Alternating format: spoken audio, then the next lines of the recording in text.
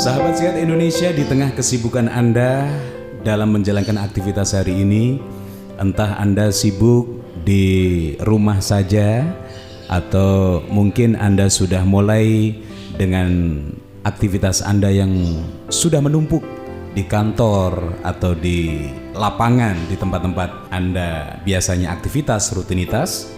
Yang jelas, saya masih memberikan spirit semangat tersendiri dengan hadirnya kedahsyatan, keunggulan dari produk herbal Indonesia karya anak negeri, yang mana di situ kandungan dari STG Probio plus probiotik alami ini kaya akan tumbuh-tumbuhan dan juga bahan herbal seperti kulit manggis, daun ketepeng, akar pepaya, madu, sarang semut, air kelapa, dan juga probiotik yang diproses secara higienis dengan fermentasi yang berfungsi untuk meningkatkan metabolisme tubuh, imunitas, dan juga stamina tubuh, kemudian memperbaiki pencernaan, menetralisir racun, menghambat dan mencegah kanker, serta meregenerasi organ dan memperbaiki kualitas darah.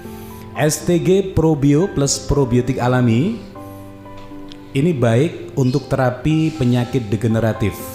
Antara lain, sahabat sehat, ada kanker, diabetes, kolesterol, rematik, wasir, jantung, mah lambung, kemudian menormalkan darah tinggi dan darah rendah, penyakit tumor, membantu penyembuhan kencing manis, penyembuhan asam urat, sulit BAB, termasuk juga ambeien ya, ambeien yang sudah parah. Ini sangat bagus juga konsumsi STG Probio plus probiotik alami. Anda yang mengalami paru basah, asma, sesak nafas, ini juga sangat mendukung sekali STG Probio untuk Anda konsumsi secara rutin. Sementara aturan pakainya untuk penyembuhan, silakan minum 3 kali sehari 2 sloki atau kurang lebih 20 mili kawan sebelum makan, yaitu pagi, siang, dan malam menjelang tidur. Sementara untuk pencegahan cukup dengan 2 kali sehari saja. Untuk penyakit kronis, dosis bisa ditingkatkan sesuai kondisi tubuh. Lebih baiknya Anda beri selisih 2 jam jika sedang dalam penanganan medis atau minum obat dari dokter. Yang tujuannya ini akan lebih efektif dan efisien untuk mempercepat proses kerja obat itu sendiri. Baik, Mas Ali tadi sudah berbicara terkait dengan gejala dari penyakit kanker. Iya. Nah, sekarang kita menuju ke makanan yang bisa memicu terjadinya penyakit kanker, Mas Ali. Apa saja ini makanan-makanan yang harus kita hindari, yang harus kita perhatikan, bahkan jangan sampai kita menyentuh sekalipun begitu, biar kanker kita ini nggak jadi berabe, semakin parah begitu. Ya, perlu saya sampaikan sebelumnya karena kanker itu banyak macam dan karakternya juga berbeda-beda. Ya. Cara penularannya atau cara penyebarannya juga berbeda-beda. Ada kanker tulang, kanker tiroid, testis, kanker serviks, kanker rahim, prostat, kanker payudara, kanker pankreas, kanker otak, kanker ovarium, bahkan kanker lidah, kanker mata, kanker lambung, kanker kulit. Ini juga cara penyebarannya atau cara perilakunya juga berbeda-beda. Ya, ada satu kanker yang luar biasa lagi, Mas Ali. Iya. Tahu nggak? Nah, ini kanker kantong kering, ini yang berbeda. Betul sekali. Kalau kanker kantong kering, ini beda. Munculnya terkadang bisa secara tiba-tiba, bisa secara otodidak. Iya. Bisa juga karena terorganisir juga bisa. Oke, tapi kita berharap sekali sahabat sehat Indonesia tidak ada yang dalam keadaan kantong kering hari ini. Iya. Semuanya pada strong, dompetnya atau kantongnya pada full semua begitu ya. Iya, betul. Baik, Mas Ali, apa makanan yang bisa memicu datangnya penyakit kanker ini? Apa saja makanan yang harus kita hindari, Mas? Makanan-makanan yang memicu penyebab kanker ini saya sampaikan banyak ya. Yang pertama adalah daging merah ya. Jangan banyak mengkonsumsi daging merah yang tentu mengandung lemak jenuh kolesterol jahat yang tinggi. Ya. Jika terlalu banyak mengkonsumsi daging merah dalam jangka panjang, ini memicu lemak tubuh dan kadar kolesterol darah meningkat. Oh begitu. Jadi lemaknya bisa meningkat dan mendominasi begitu. Terutama ini bagi wanita karena lemak jenuh ini memicu kanker payudara. Oh gitu. Nah, terus yang berikutnya adalah gula.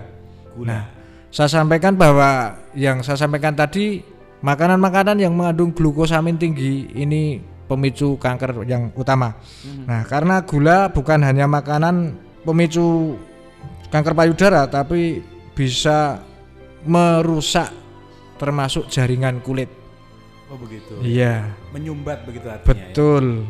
Yang berikutnya adalah makanan-makanan yang dibakar. Makanan-makanan yang dibakar ya. Ini saya sampaikan bahwa pembakaran daging misalnya, ini memicu terbentuknya senyawa heteroamin ya atau HCA yang tergolong sebagai zat karsinogen. Jadi ini saya sampaikan bahwa daging yang dibakar, bahkan ikan yang dibakar ini memicu zat karsinogen. Nah, adapun zat karsinogen tersebut adalah penyebab berkembangnya sel kanker. Nah, zat karsinogen tersebut yang merusak DNA tubuh manusia. Oh begitu. Iya. Artinya darahnya selain tadi sudah pertama tersumbat, akhirnya tidak bisa lancar sirkulasinya. Terus kena zat karsinogen, DNA-nya rusak, muncullah mungkin daging tumbuh atau benjolan-benjolan yang abnormal. Betul. Akhirnya membeku kan gitu ya. Betul. Daging tersebut kan hidup ya Mas ya. Betul. Daging yang abnormal tersebut hidup dan merusak daging yang normal, atau DNA yang rusak itu hidup merusak DNA yang baik. Berarti di sini ada indikasi ketika mungkin seorang pasien atau masyarakat yang kadang bisa kita deteksi benjolannya, terlihat dari benjolannya itu semakin mengeras itu. Iya. Jadi seperti ini. Kalau di tumbuh-tumbuhan ini seperti benalu. Benalu itu kan sama tumbuhan. Betul. Tapi ngerogoti ya atau merusak dari inangnya atau tumbuhan tersebut. Misalnya pada pohon durian misalnya contohnya, itu kena benalu dan benalu itu menggerogoti sehingga pohon durian tersebut mati mengenaskan, kan contohnya seperti itu. Ini yang berikutnya adalah makanan-makanan kaleng. Nah, kemasan itu. Iya, makanan kaleng ini juga sangat diyakini bahwa faktor pemicu dan berkembangnya sel kanker, terutama kanker payudara. Nah, untuk menghindari penyebab kanker payudara ini, hindarilah makanan-makanan kaleng yang mudah saji, terus banyak penyedap rasanya, iya. Nah, awet dan lain sebagainya. Selanjutnya adalah makanan yang mengandung lemak trans dan jenuh. Nah, ini tubuh akan membutuhkan asupan lemak sebagai sumber energi. Akan tetapi apabila kita banyak mengkonsumsi makanan yang mengandung lemak trans, ini sangat berbahaya. Nah, kandungan lemak trans ini cukup tinggi. Biasanya terdapat pada makanan-makanan olahan. Oh gitu. Nah, ini saya sampaikan bahwa contoh saja ya. Ini daging yang digiling. Daging yang digiling. Digiling dan dicampur dengan tepung. Nah, daging kalau sudah digiling kan DNA-nya rusak atau jaringan daging sendiri rusak.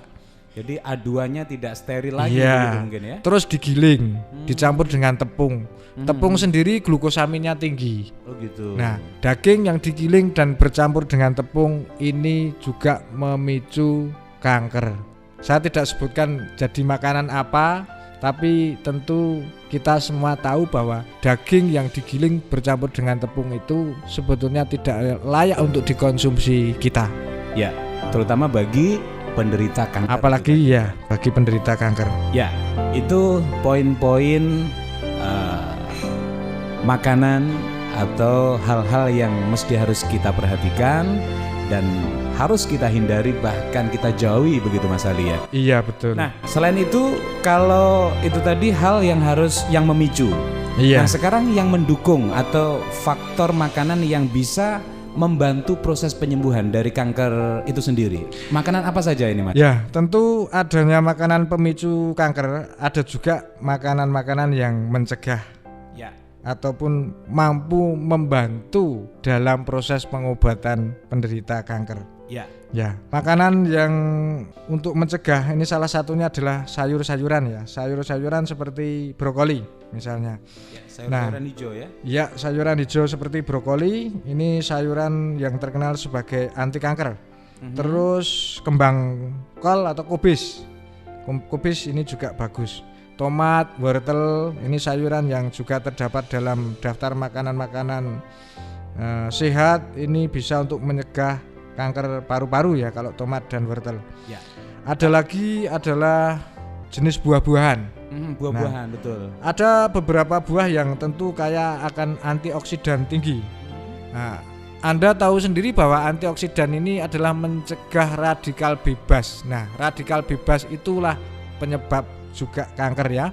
Jadi makanan-makanan yang buah yang kaya akan antioksidan seperti jeruk, lemon, jeruk nipis, buah beri macam-macam Mas ya. Ada blackberry, blueberry, raspberry, strawberry, ini sama.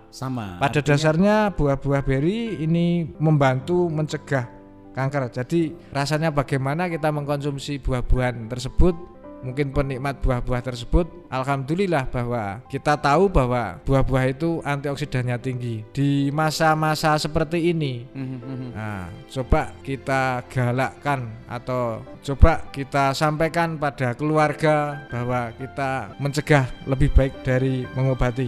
Ya, terkadang di masyarakat itu asumsinya itu kalau konsumsi buah-buahan itu terlalu kelihatan elit, terlalu kelihatan bergaya. Padahal di sisi lain impact daripada fungsi ketika kita cukup dengan serat dan juga aliran sirkulasi darah kita lancar justru didukung dari faktor kita konsumsi buah-buahan tersebut, Mas Ali. Masih ada lagi. Apa itu?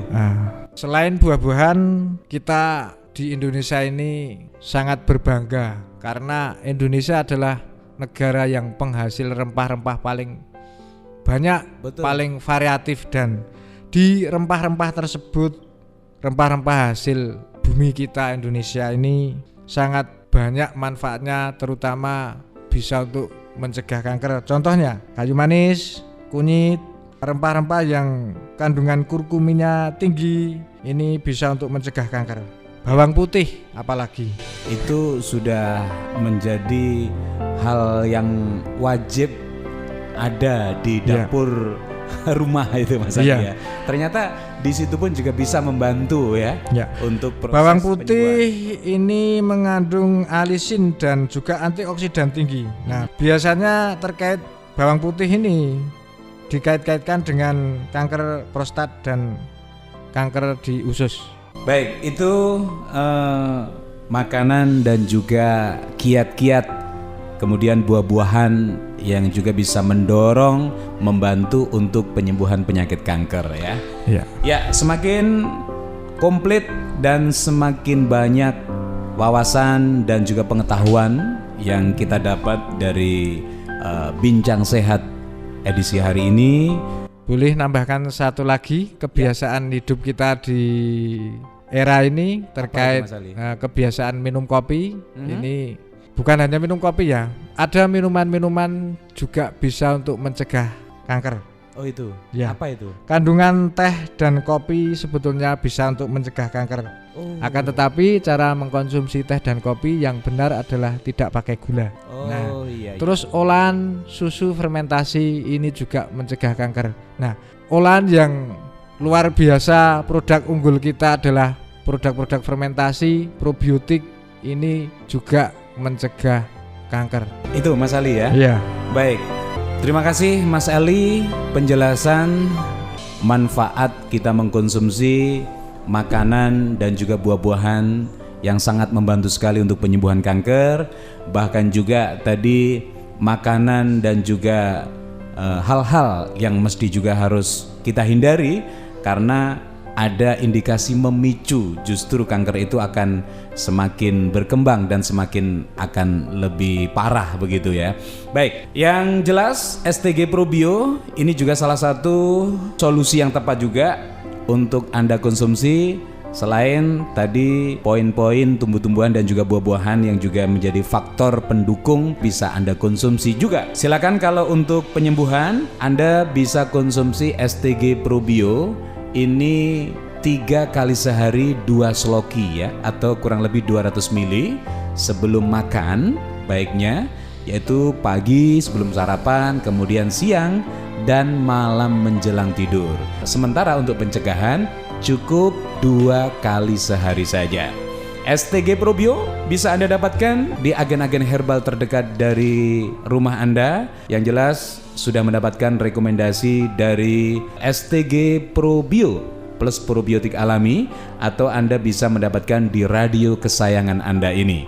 Atau juga langsung akses di alamat Komplek Pon Pesiatin Piatu Du'afa Tahfiz Quran Al-Munawwar, Tanggung Gunung Tulungagung, Indonesia. STG Probio plus probiotik alami harganya ekonomis dengan kemasan praktis, isinya lebih banyak 350 ml. STG Probio plus probiotik alami, we love, we care, we share.